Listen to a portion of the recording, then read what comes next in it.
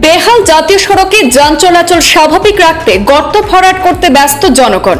এক ব্যতিক্রমী দৃশ্য পরিলক্ষিত হয়েছে কাটিগড়া বিধানসভা কেন্দ্রের কালাইনে।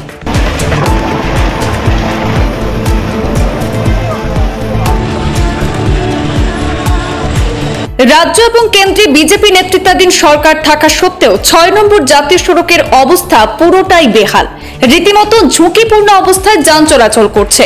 পুকুর সম গর্তের কারণে কখনো কখনো যান চলাচল স্তব্ধ হয়ে পড়ে। জাতীয় সড়কে পুকুর না পুকুরের মধ্যে জাতীয় সড়ক বোঝা দেয়।